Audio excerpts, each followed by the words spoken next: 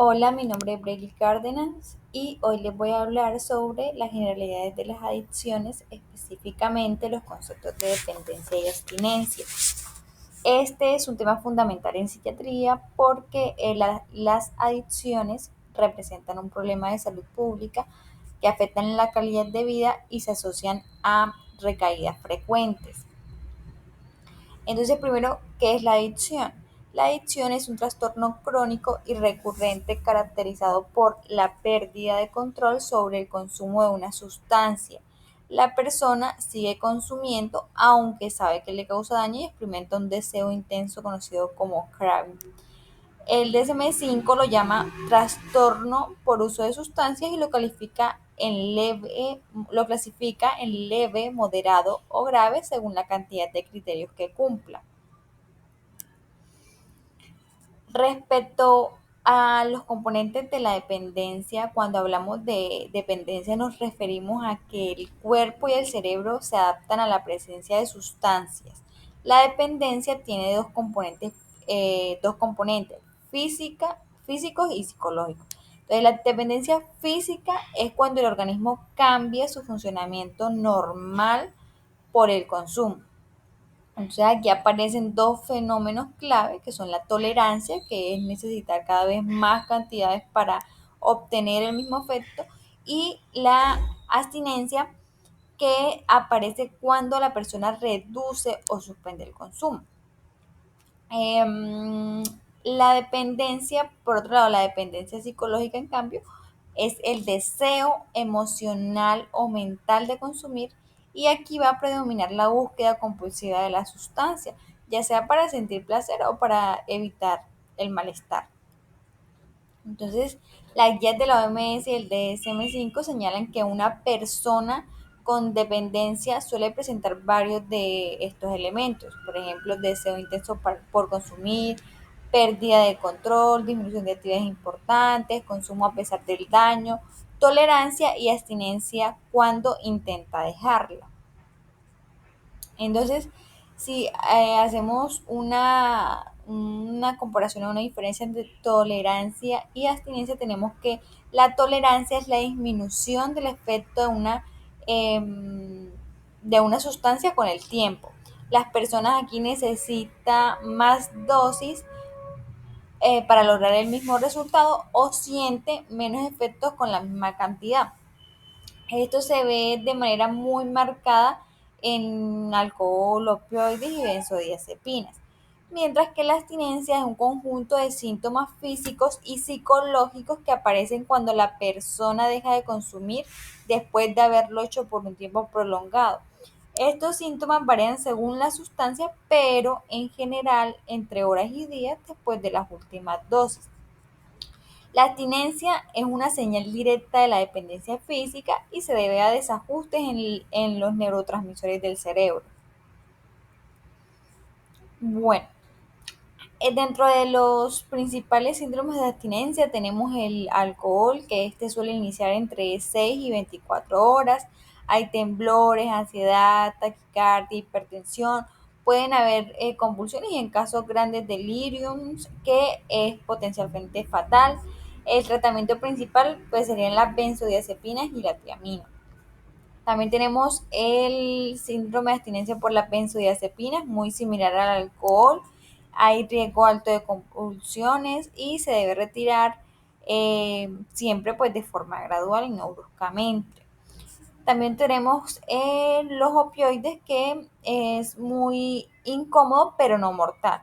Este puede producir rinorrea, midriasis, diarrea, mialgias, pieloerección y el tratamiento suele ser con metadona o buprenorfina. Por otro lado, tenemos estimulantes como cocaína o anfetaminas. Acá la abstinencia es principalmente psicológica y hay depresión, anedonia, hipersomnia, fatiga intensa.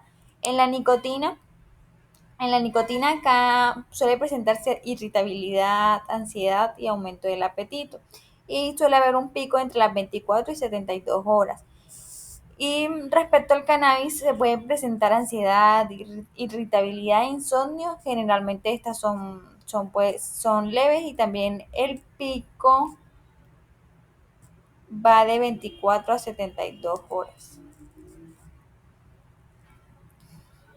Bueno, dentro de los factores de riesgo encontramos lo que es la genética, que explica hasta el 60% de riesgo, trastornos mentales coexistentes como la depresión, ansiedad o TDAH, ambientes de estrés, violencia o fácil acceso a sustancias, el inicio temprano del consumo y estrategias de afrontamiento pobres. La adicción se sustenta en cambios del circuito de recompensa del cerebro, especialmente en la vía mesolímbica, que es la que involucra la dopamina. También participa en lo que es el glutamato, relacionado con la memoria del consumo y el craving, y los sistemas del estrés que se hiperactivan durante la abstinencia.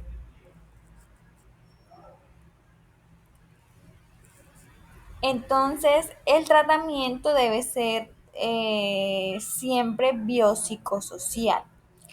En el pilar psicológico se incluyen lo que es la entrevista motivacional, muy útil para aumentar disposición al cambio, la terapia cognitivo-conductual y programas basados en contingencias o grupos de apoyo. En cuanto al tratamiento farmacológico, depende de la sustancia. Por ejemplo, si hablamos de alcohol, sería naltrexona, acamprosato y fusilán. Si hablamos de opioides, será metadona, buprenorfina. Y si hablamos de nicotina, ya podríamos usar bereniciclina, bupropión y terapia de reemplazo de nicotina. Para las benzodiazepinas se realiza un retiro progresivo, nunca abrupto. Y respecto a la prevención de recaídas, tenemos manejo de craving, reducción de daños, identificación de disparadores, plan de seguridad, entre otros.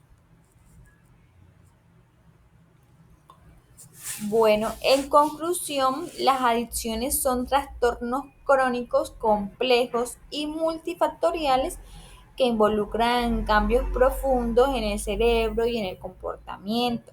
La dependencia, tanto física como psicológica, reflejan la adaptación del organismo al consumo y la abstinencia, y es la manifestación más clara de esa adaptación cuando la sustancia se suspende.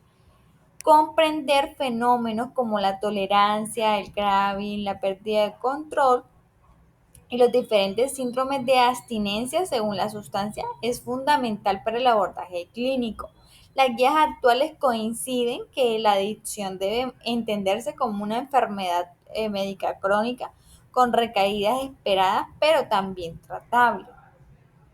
El enfoque terapéutico debe ser integral, incluyendo intervenciones psicológicas, apoyo farmacológico específico según cada caso, estrategias de prevención de recaídas y finalmente muy importante también reconocer los factores de riesgo y las bases neurobiológicas pues que nos van a permitir una intervención más temprana y más efectiva.